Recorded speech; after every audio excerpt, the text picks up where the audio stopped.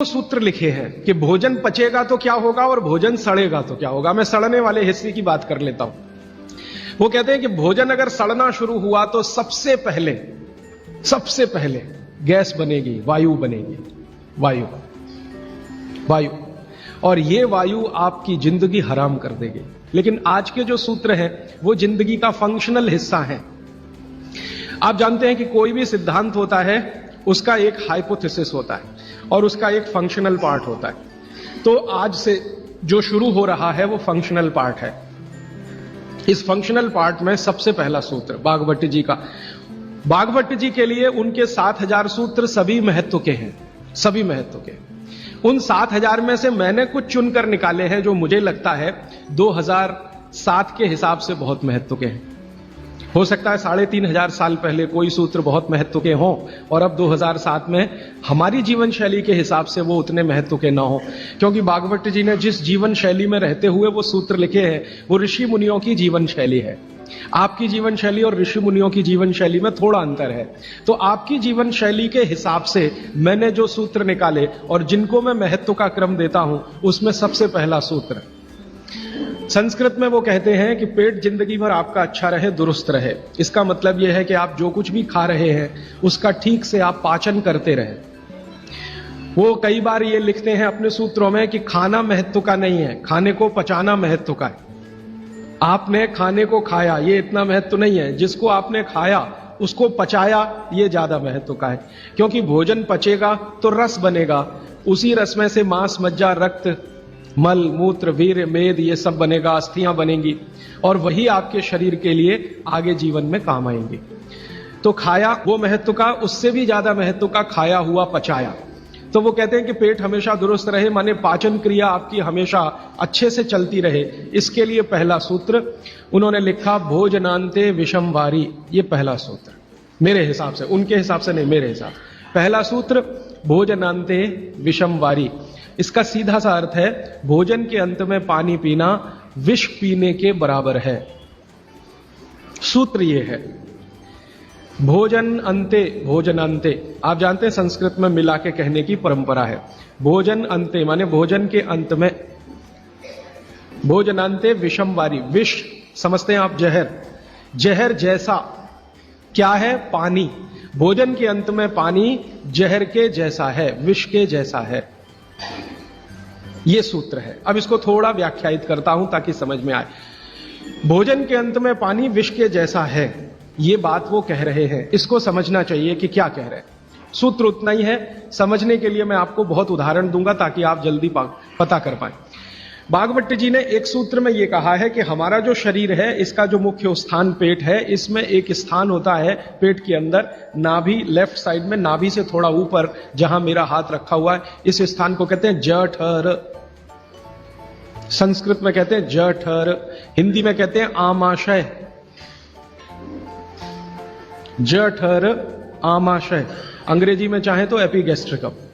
तो ये जो जठर स्थान है, भागवत जी कहते हैं कि इसमें अग्नि प्रदीप्त होती है, उसी को कहते हैं जठराग्नि। जठर अग्नि, जठराग्नि। तो वो कहते हैं कि जो आपका जठर स्थान है इसमें अग्नि प्रदीप्त होती है और भोजन जो कुछ भी आप करते हैं वो पहले जठर में ही जाता है, आमाशय में इकट्ठा होता है, वहां अग्नि प्रदीप्त होती है। वो अग्नि भोजन का पाचन करती है। यह है महत्व की बात।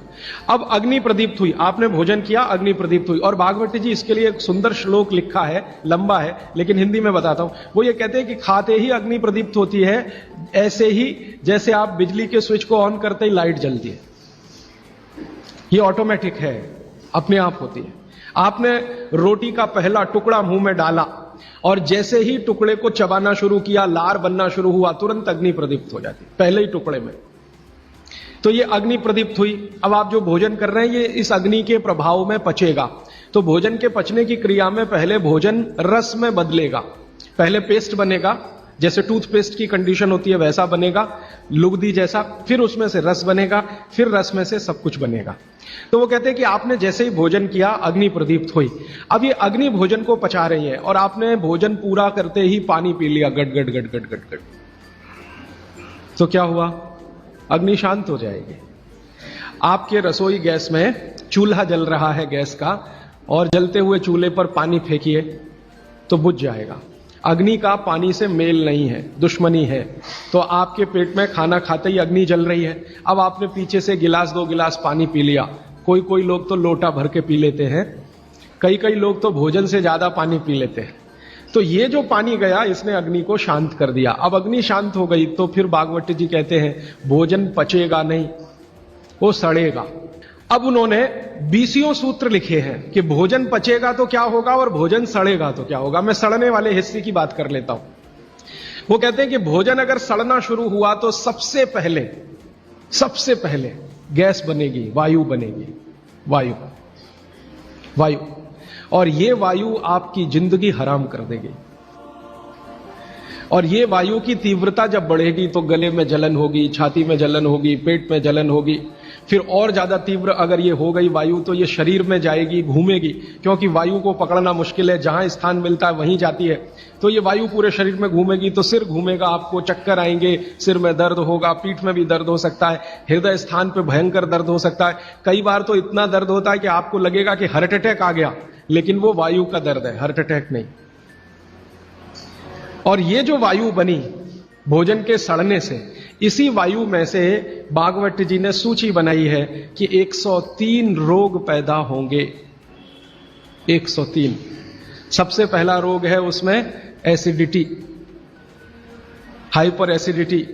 ज्यादा दिन अगर आपने ये चक्कर चलाया पानी पीने का तो अल्सर, पेप्टिक अल्सर, और ज्यादा दिन चक्कर चलाया तो बवासीर, मूढ़व्याध, भगंदर, ये सब रोगों की सूची है। और अंत का एक रोग है कैंसर, कर्क रोग। 103वें नंबर पर उन्होंने लिखा है कर्क रोग। माने एसिडिटी से शुरू होकर आप कैंसर तक की यात्रा कर सकते हैं। तो वो ये कह रहे हैं कि जिस काम से वायु पैदा हो और वो वायु आपके सड़े हुए भोजन में से निकले, और बाद में भागवती जी कहते हैं, वो भी बता देता हूं, वो दूर का सूत्र है लेकिन यहीं पे ले आता हूं उसको, कि आपका जो भोजन सड़ेगा, इसको ध्यान से सुनिएगा, तभी भोजन में से, भागवती जी के शब्द दूसरे हैं, मैं आज के शब्द इस्तेमाल कर रहा हूं, तभी कोलेस्ट्रॉल बनेगा। सड़े हुए भोजन का ही बाई प्रोडक्ट है कोलेस्ट्रॉल। अगर भोजन का पाचन हुआ तो कोलेस्ट्रॉल शून्य रहता है, वो कोलेस्ट्रॉल जो आपको हानि पहुंचाता है। आप जानते हैं शरीर में 2 तरह का कोलेस्ट्रॉल है, एक गुड और एक बैड। अच्छा कोलेस्ट्रॉल माने HDL, हाई डेंसिटी लिपोप्रोटीन। खराब कोलेस्ट्रॉल माने LDL और उसका छोटा भाई VLDL, very low density lipoprotein. तो भागवती जी कहते हैं कि ये जो खराब कोलेस्ट्रॉल है वो रक्त में तभी आता है जब भोजन पेट में सड़ता है। इसका माने जिनको कोलेस्ट्रॉल बढ़ रहा है या बढ़ा हुआ है वो ध्यान दें, उनको भोजन पच नहीं रहा, उनका भोजन सड़ रहा है। तो कोलेस्ट्रॉल बढ़ेगा तो हार्ट अटैक भी आएगा, कोलेस्ट्रॉल बढ़ेगा तो घुटने भी जड़ हो जाएंगे, सारी संधियां आपकी एकदम कड़क हो जाएंगी, आपको चलना फिरना मुश्किल हो जाएगा, 10 कदम चलना मुश्किल हो जाएगा। तो वो ये कहते हैं कि जब 103 बीमारियां एक छोटी गलती से आती हों तो वो गलती कभी करना नहीं, माने भोजन के बाद कभी पानी पीना नहीं। और एक 2 चीजें हैं इसी क्रम में कि किसके साथ क्या खाएं, किसके साथ क्या नहीं खाएं। घर में कभी भी आप कोई ऐसी चीज बनाएं जो तासीर में गर्म है, उसके साथ ठंडी चीज कोई ना हो। जैसे आजकल मैंने देखा है, हम गरम गरम खाना खा के आइसक्रीम जरूर खाते हैं, अपना सत्यानाश करते हैं। और ये सत्यानाश कैसे होता है? कोई आपको शादी में बुलाता है इनविटेशन देके कि आइए और हमारे यहाँ गरम डिनर खा के आइसक्रीम खा के मर के जाइए, और एक नहीं खाइए, डबल खाइए। और मैंने तो पंजाब में ऐसे भी महान महान लोग देखे हैं कि आइसक्रीम में गरम रसगुल्ला डाल के खाते हैं। महामूर्ख लोग, पता नहीं कहां से आए। गरम गरम रसगुल्ला एकदम ठंडे आइसक्रीम में डाल के खाते। फिर पूछो भाई क्या कर रहे हो, तो कहते टेस्ट है जी। शरीर का देखना है कि भाई ये नहीं कि टेस्ट का देखना। तो आप कहीं भी डिनर में जाइए, मैं ये नहीं कहता डिनर में मजे, जरूर जाइए, लेकिन ध्यान रखिए कि अगर डिनर गरम गरम आपने खा लिया है तो ठंडी आइसक्रीम मत खाइए। और कई लोग पंजाब में ऐसे हैं, याद ही नहीं रखते, अभी चाय पी अभी आइसक्रीम खा ले। हाँ, उनको बिल्कुल 1 मिनट नहीं लगता, चाय पी के निकले कहीं आइसक्रीम खा के आ गए, आइसक्रीम खा के आ गए, इधर चाय पी ली या इधर कॉफी पी ली। तो चाय और कॉफी दोनों गर्म है और आइसक्रीम बहुत ठंडी है, इनका कॉम्बिनेशन नहीं है, बहुत तकलीफ होती है शरीर। कितनी देर बाद खाओ खाने को? 1 घंटा कम से कम। गर्म चीज खाने के 1 घंटे के बाद ठंडी चीज, या ठंडी चीज खाने के 1 घंटे के बाद गर्म चीज। और वैसे मैंने कल आपको सूत्र बताया था, ठंडा कुछ खाना ही नहीं है, क्योंकि आइसक्रीम तो 10 डिग्री से कम की है, वो शरीर को तकलीफ ही देने वाली है। तो आप बोलेंगे फिर आइसक्रीम को कैसे खाएं? गर्म करके खाइए। अगर आइसक्रीम खानी है तो उसको गर्म करें। मैं एक अमृतसर गया था एक बार, तो अमृतसर में एक बहुत अच्छी चीज, शायद यहाँ भी होगी, कुल्फी।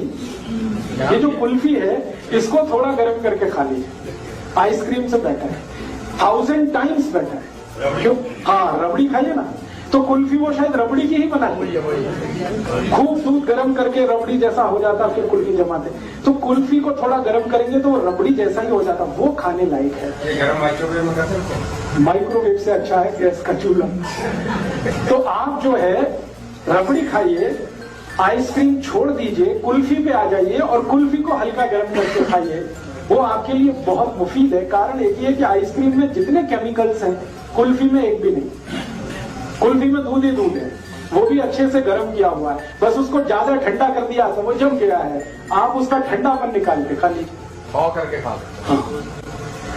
हाँ। और नहीं तो एक आखिरी ऑप्शन बताता हूँ, खाना ही है आपको, तो मेरा ये कहना है कि उसको सलीके से खाइए। जैसे आप कुल्फी खा रहे हैं ना, तो उसका तरीका ये है कि पहले उसको मुंह में रखिए, थोड़ी देर कुल्फी का टुकड़ा काट के मुंह में रखिए और उसको घुमाइए, तो जो लार है वो उसको अपने आप गर्म कर देगी। जब हल्की गर्म हो जाए फिर अंदर ले जाए। ये लास्ट ऑप्शन है। जब खानी